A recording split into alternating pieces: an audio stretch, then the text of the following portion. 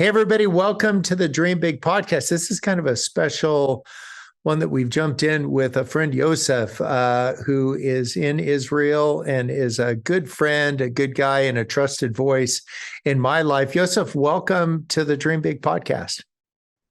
Thanks for having me on, Bob. Hey, I know this is a really crazy time. I don't know what things are appropriate for you to talk about in terms of location, all that. But I know you're in one of the areas that it's got the world's attention right now, not just in the country of Israel, but then specifically where you're at. Tell us a little bit about your circumstance there so as people start to understand who you are. Yeah, sure. My name's Yosef. I live in the north of Israel, on the Golan Heights near the Syrian border, not far from the Lebanese border. Me, my wife, and my three little kids live here. And it's an area where, as we said, it's close to the borders. Me and my wife always had a heart. We met serving Syrian refugees in Turkey back during the Civil War. And so when I invited her to come start a family with me back in Israel, my heart was always to settle somewhere close to the borders. Sorry about that. Just got a call. I'm going to have to leave my calls on just because I'm head of security team. I'm head of emergency services in my community here. So if all hell breaks loose on us in the north, I gotta be available. Yeah, that's actually the reason that I wanted people to hear from you, particularly in the Golan, that there are people who love God, love their country, have a vision for the country, and then you're the guy in your community that's helping in anticipation of a circumstance like that. Tell us a little bit about what that looks like for you in your life these days. Yeah. So I volunteer as head of emergency services. I was telling it to a friend the other day because people from abroad were asking, and I was explaining it to him, and he was like, "Oh, it's kind of like a church." I said, I help run the community, which is kind of like a church, except for we also have a security team of people that have guns to protect us, which you probably don't have at church. But what I do is each community here along the fences or close to the borders, they realize today that the strength of a community in such a fragile situation where suddenly war or conflict can break out, they stand strong when they stand together. And so they started these movements in the community where it's a movement of volunteers where you have the head of the movement, which I volunteer as. And then you have a medical team of volunteers. You have a team of logistical people. You have a team of, I'd say like social that I don't know if that's the right word in English, but they look after like if somebody has a panic attack or somebody's struggling with the situation. So they look after them. We have an educational team, and then we have a security team. And we all work together, basically always assessing the situation. Not only when there's war, we have snow and like trees fall down or electricity cuts out, but we always kind of work together as a team to look after the community's needs. And especially the ultimate scenario is war. When rockets are firing, there's a threat of terrorists infiltrating our community. So then we come together and we work together, and that's my job to oversee that. So that's what I'm doing these days. In our community, it's been very intense for the last week, as you can imagine. Yeah, I bet. And particularly with some of the exchanges over the border in the north, Syria, Lebanon. What does it feel like if you can have one friend explaining to my other friends, what's it feel like to be you right now? Probably a frustration, anger, hope. I don't know what the emotions are, but can you tell us a little bit of what it feels like to be you? Yeah. Ooh, it's a packed question, and I'll be honest, I haven't fully unpacked it all yet. We have a gift as Israelis to pull together when it's needed and come together and do what's needed to do. And when that's over, we take the time to process a little more. But I think that's when you said, let's do this, I was a little nervous because I was like, I didn't go there yet with my emotions. And it's really something that we're going to have to journey through. But I can tell you a bit of my family story in this last week. We live close to a border. We live 4 kilometers from the Syrian border here. Once everything happened in Gaza and you're watching those scenarios, we woke up last Saturday with some messages. Oh, there's rockets being fired. I right away opened my different Telegram channels where I tend to follow the situations. And very quickly, I'm seeing terrorists on Hamas terrorists on Toyota Jeeps roaming the cities, roaming the streets of Israel and the communities, people being murdered, people hiding.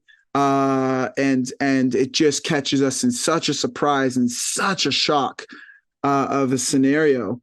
I won't get into all that in depth. I'm sure you've all been reading the news and saw what went down there. Just horrifying scenario. Something that hasn't happened to our people or our nation since the Holocaust, that where so many Jews died in one day. And then 50 years ago, they surprised us like that on one of our other holidays, the Day of Atonement. So it's just a very raw wound, and it just caught us with such shock. And the stories till today are coming out, and it's so sad. So we live close to a border, and right away, my wife starts asking me questions. My wife's from Scotland. She's not from here. Now, we grew up with this, and we're not used to that. That caught us by shock, but we're used to the fact that there's war, there's escalations. We live in a neighborhood where not too many people like us around us, and would love to see us annihilated. So we're kind of used to, hey, this is going to happen every few years, and we just got to pull together and get through it. But my wife, who didn't grow up here, is right away asking me questions. How do we know they're not going to come across from Syria? And I want to, install assurance and say, hey, it's not going to happen. But after you see that, you're like, well, anything's possible. And as the day goes on and we realize what happened, we're slowly getting a little bit more nervous. I'm running around with my role. My wife's alone at home with the 3 kids, and she's calling me all day. When are you coming home? And I said, well, I got to look after the community, and she's getting nervous. I come home at night, we put the kids to bed and we start talking about it. Really? Okay. What happened? Suddenly we're having conversations after we could put the kids to bed of, okay, so what happens if they could come rushing the border here? And I'm like, okay, well, we lock the bomb shelter door and the window from the inside like they did. And we wait for the security forces. They say, help us. We go, okay. Me and my wife come to the door. We never thought about it. And we're like, okay, I'm sitting in my bomb shelter right now. There's our bomb shelter room. I mean, I could show you here. That's like the window. And over here, there's the door. We come to the room and we're like, okay, let's try and lock ourselves in the bomb shelter, and realize we can't. We start doing phone calls. I go to my neighbors. Everybody starts flipping out. We can't lock our bomb shelters from the inside.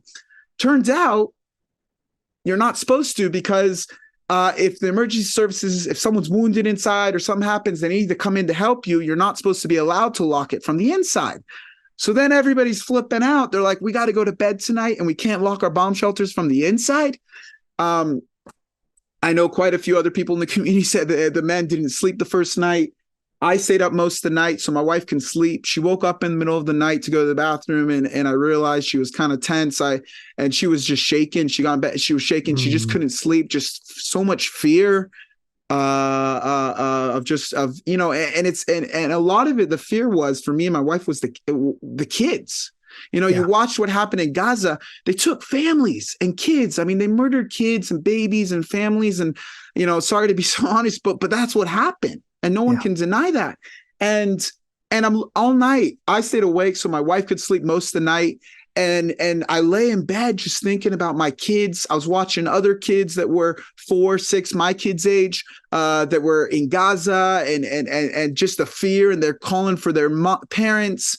And all I could think about is my kids in that scenario. And it just was, I mean, any parent can, just trying to imagine it just, you can handle. I don't mind being a martyr. I don't mind. I think I grew up in this nation as a believer in God and in Yeshua.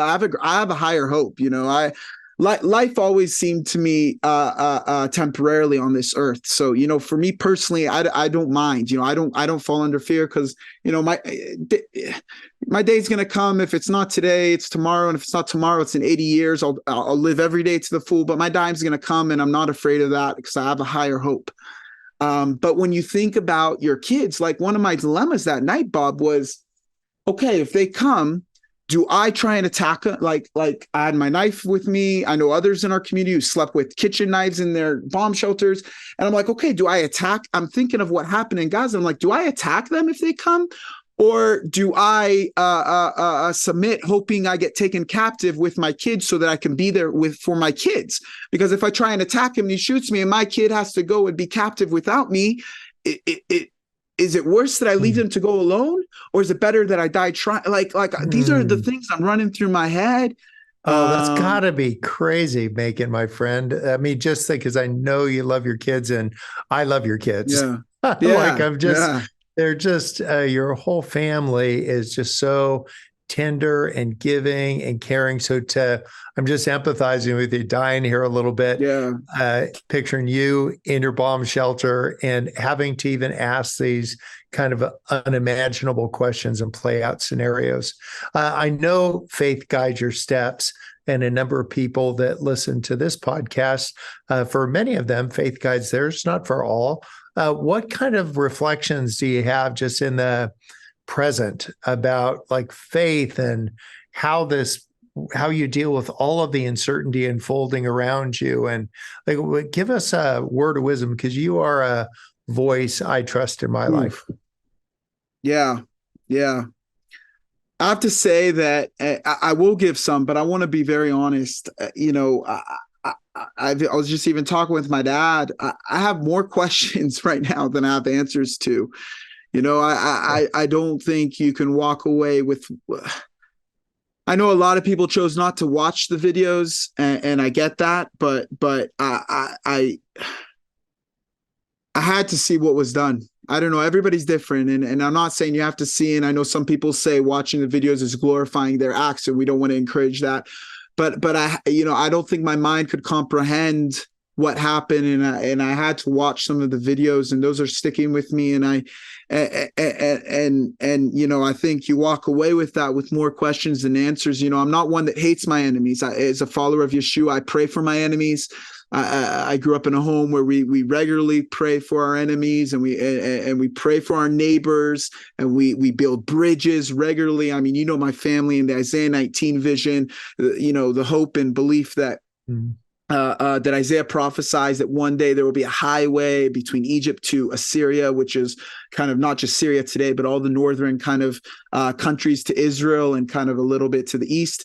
In Israel, all those nations will come together and worship the Lord and become a blessing in the midst of the earth. And that's something I grew up with. My parents were teaching me, and my dad regularly is building bridges, bringing people together from these different nations to walk together. So I pray for them regularly, but then you watch that, and there's this question of have I been naive, and a lot of Israelis are asking that, because a lot of Israelis keep believing we can live in peace with our neighbors, and still want to believe that, and I still want to believe that. But the question is, have I been naive?